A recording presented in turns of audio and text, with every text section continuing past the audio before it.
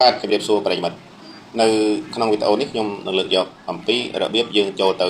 ជំរះឬក៏សម្អាតសម្រាមដែលនៅក្នុងកម្មវិធី Telegram ឲ្យបានស្អាតយើងនឹងអាច Facebook របស់យើងអាចដើរលឿនហើយកន្លងមកបងប្អូនតែងតែប្រើប្រាស់ដែលយើងមិនដែលបានទៅចូលទៅសម្អាតក្នុងកម្មវិធី Telegram វាអាចធ្វើឲ្យកកស្ទះនៅចំណុចដែលយើងប្រើប្រាស់ទៅលើ chat Telegram អាចនឹងតាក់มันអាចរលូនទៅតាមអ្វីដែលបងប្អូនចង់បានអញ្ចឹងនៅក្នុងវីដេអូនេះខ្ញុំនឹងលើកយកអំពីរបៀបយើងចូលទៅសម្អាតសម្រាមដែលនៅក្នុង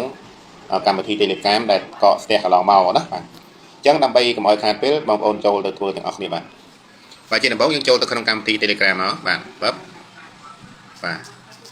បន្តមកបងប្អូនចុចទៅ Tray 3បងណាតែមុន Tray 3នៅខាងស្ដាំឥឡូវវាលោតមកខាងឆ្វេងអញ្ចឹងយើងចុចលើ Tray 3មកបាទតមកយើងចុចកន្លែង setting បាទរួចហើយយើងត្រូវទៅលើមកណាត្រូវទៅលើមកយើងចុចកន្លែងនេះមកណាកន្លែងគេហៅថាdelete setting មកណា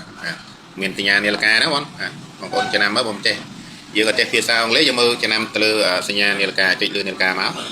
តមកបងប្អូនមើលខាងលើមកណាលើមកចុចខាងលើមកនេះយើងក៏ស្ទះសម្រាមមកណាលេខខាងលើមកចុចតមកចុចកន្លែង play queue នេះមកណាកន្លែងសញ្ញាអក្សរ queue ទៅមកបាទរួចហើយចុចកន្លែងអក្សរក្រហមបាទអញ្ចឹងវានឹងជំរះសម្រាមដែលកកស្ទះនៅក្នុងកម្មវិធី Telegram របស់យើងបាទរួចហើយយើងចុចកន្លែងខាងក្រោមទៀតមកណាជំរះខាងក្រោមមួយទៀតចុចលើមករួចទៅលើចុចកន្លែងអក្សរក្រហមខាងក្រោមមកណាបាទអញ្ចឹងមករួចហើយចុចកន្លែងនេះបាទអញ្ចឹងមកណាបាទបងប្អូនអាសាធ្វើសម្អាតអញ្ចឹងមកវាTelegram របស់យើងនឹងដើរលឿនជាងមុនមកណាបាទហើយខ្ញុំសូមធានាថាវាអត់បាត់បង់នៅឯកសារផ្សេងៗទេបងណាបាទមិនបាច់ភ័យទេបាទ